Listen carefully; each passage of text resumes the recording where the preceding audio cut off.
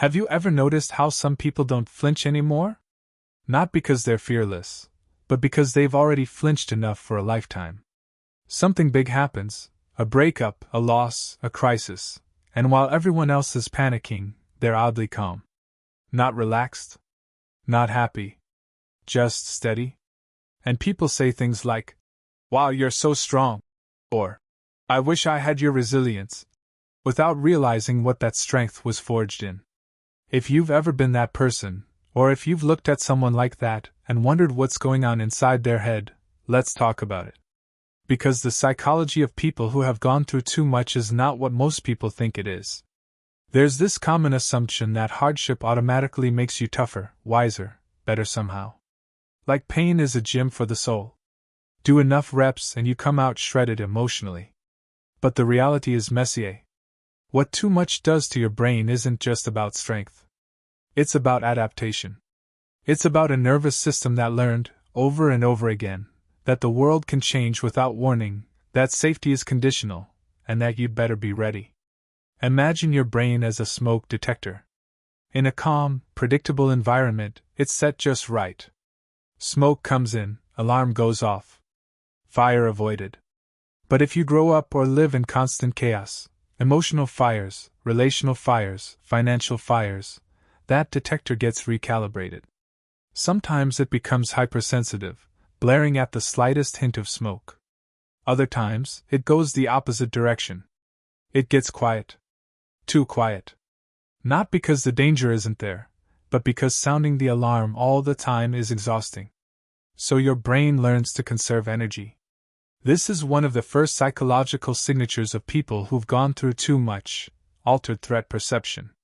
You might notice you don't react, normally, anymore. Things that stress other people out barely register for you, while small, seemingly insignificant moments hit you like a punch to the chest.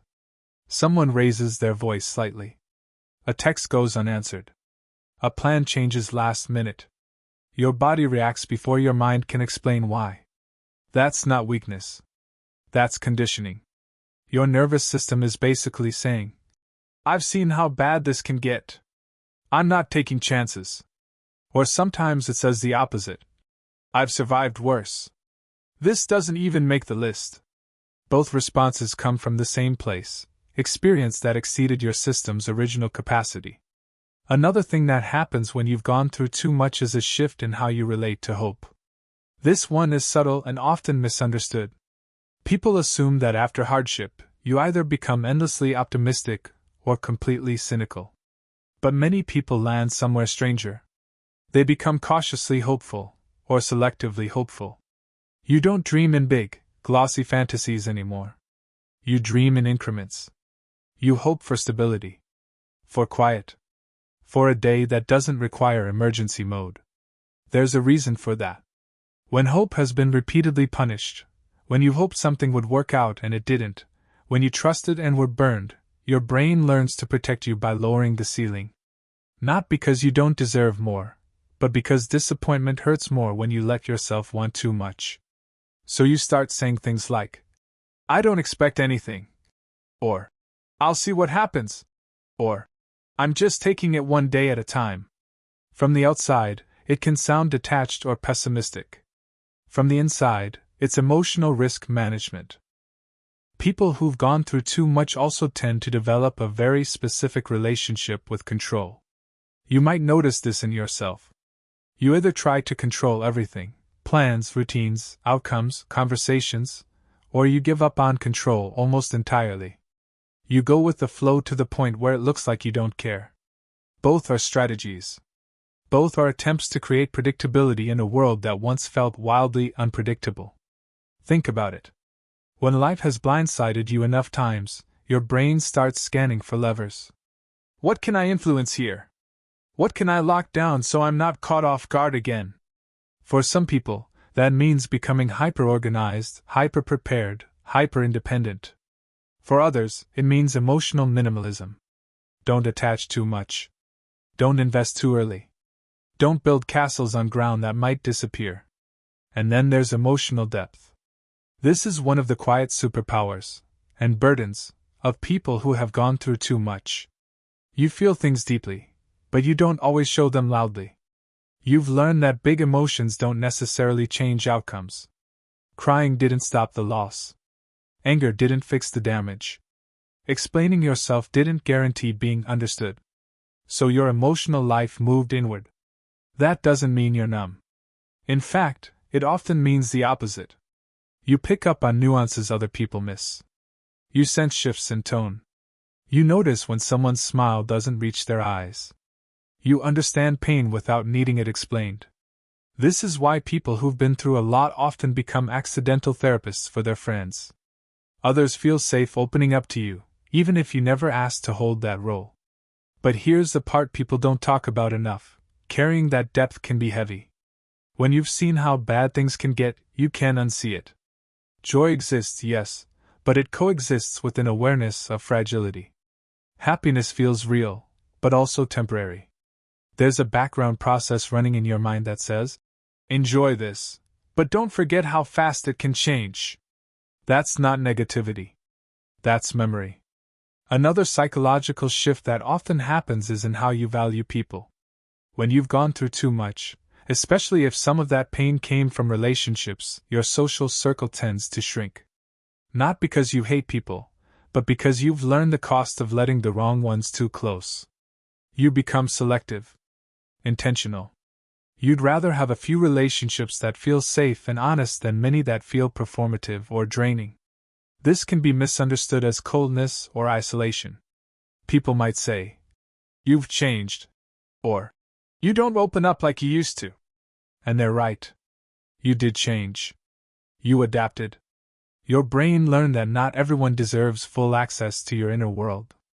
Trust stopped being automatic and started being earned. There's also a strong link between having gone through too much and a heightened sensitivity to meaning. Surface-level goals lose their appeal. Status, appearances, small wins, they don't hit the same. You start asking different questions.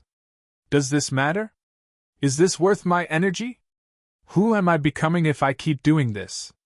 That's not because you're overly serious. It's because trivial pursuits feel jarring when you've faced non-trivial pain. Neuroscience backs this up. Prolonged stress and adversity can change how the brain's reward system works. Dopamine, the chemical tied to motivation and pleasure, stops responding as strongly to shallow rewards. Instead, it perks up around things that feel meaningful, stabilizing, or deeply aligned with your values. That's why people who've been through a lot often gravitate toward purpose-driven work, creative expression, or quiet routines that bring a sense of coherence. Of course, there's a shadow side to all of this. When you've gone through too much, rest can feel unfamiliar.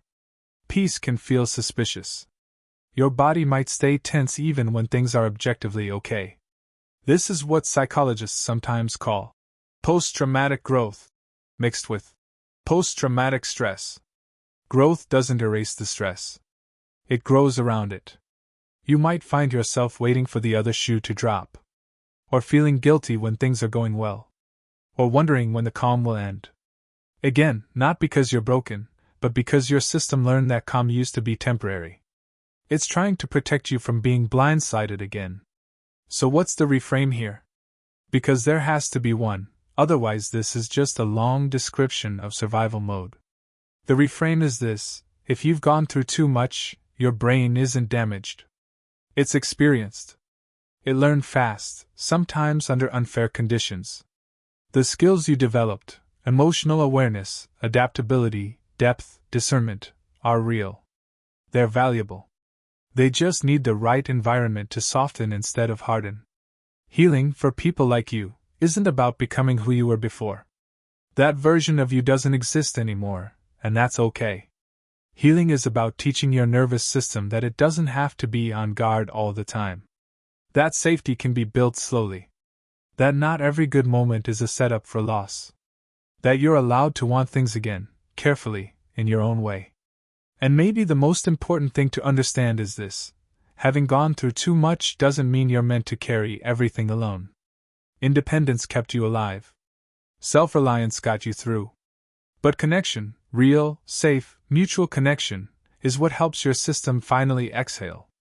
If this felt uncomfortably familiar, take a moment with that. Notice how your body feels right now. Not to analyze it, just to notice.